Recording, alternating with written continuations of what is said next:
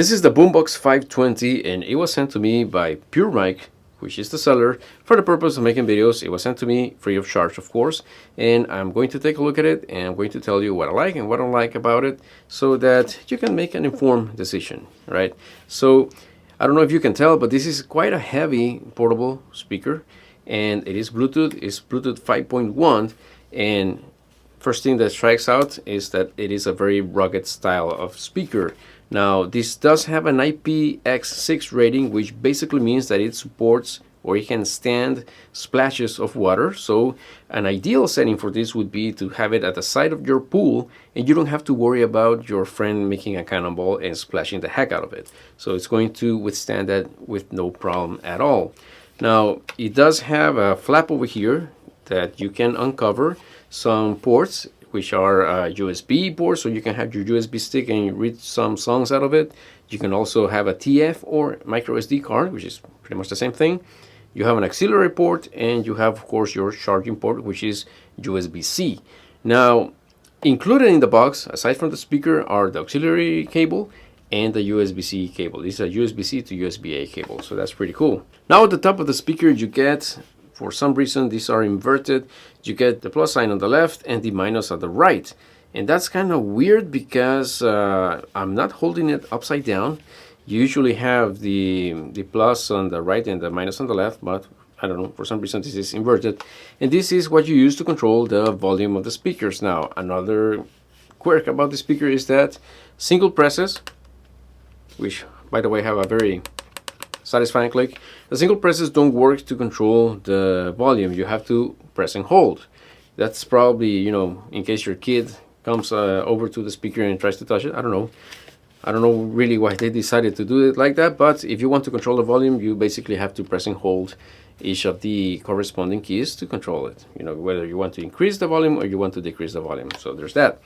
Now, if you notice this bar right here, and you guessed that this is a LED, then you guessed right.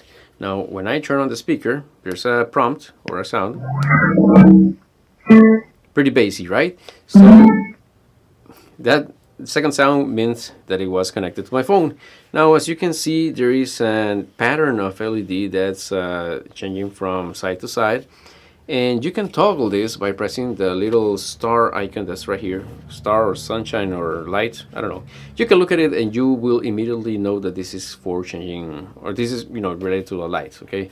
So when you press it, you will see changes in the patterns. And sometimes you get solid colors, sometimes you get fading in and out of different colors.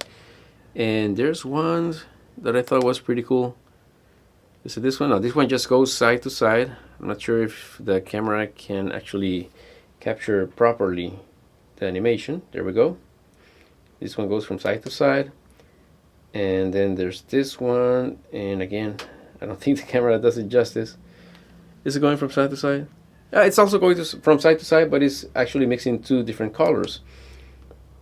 Now, this one kind of looks like a flame. I mean, if you had it in this position, it would look like a flame or something like that.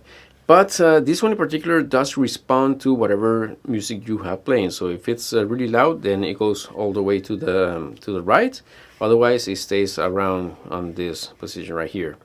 Now, I was thinking that it had a microphone or something that it would kind of detect the ambient noise, but no, it's actually depending on what music is playing. And if nothing is playing, you just get a little bit of animation right here. So trying to show you there. Again, the camera does not do it justice.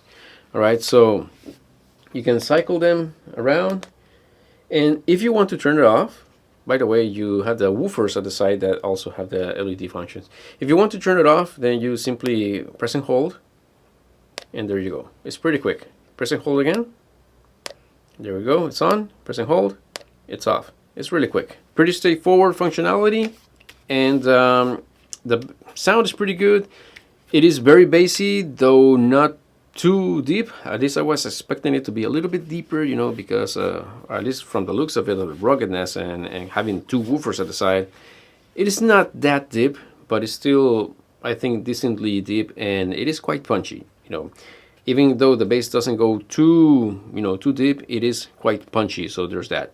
So I think the sound would be pleasant pretty much for any music genre that you want to listen to with this.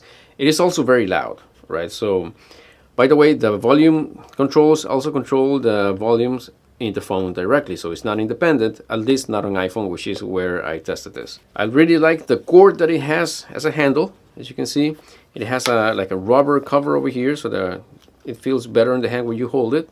And yeah, it also has a rubber button right here, and this really doesn't slip when you push it. And if it's on the floor, and the floor is like a smooth surface, and you kind of push it, it's not gonna move easily, at least not easily.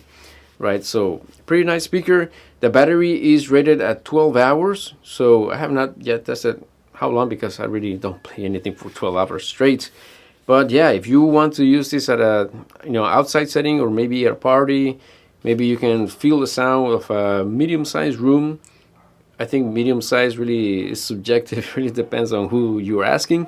But yeah, this should be just fine for most parties. Okay, so now things that I really like about this speaker is the size, the ruggedness. It really looks like it can take a beating, and I really like that it has an IPX6 water rating. Okay, so that's pretty cool. I really wish the bass was a little bit deeper, but it's not a deal breaker for me. And I really would like the manual to be a little bit more comprehensive. You do get a booklet that's more of a quick start guide, but there are apparently more features to this speaker that I could not get around to it simply because the manual does not explain how to get to them. All right, so for example, the box says that you can link two of them together. It doesn't tell you how to do that. And the box or the little booklet says that it has FM radio. I really couldn't get it to work, so there's that. So a couple of caveats. Not deal breakers in my opinion. If all you want is a speaker that sounds good or decently good and that fills a medium-sized room or even sounds good outside, then I think you should be just fine with this one. So again, hope this video was helpful. Thank you for watching. Hope to see you in the next one. And until then, may God bless you all.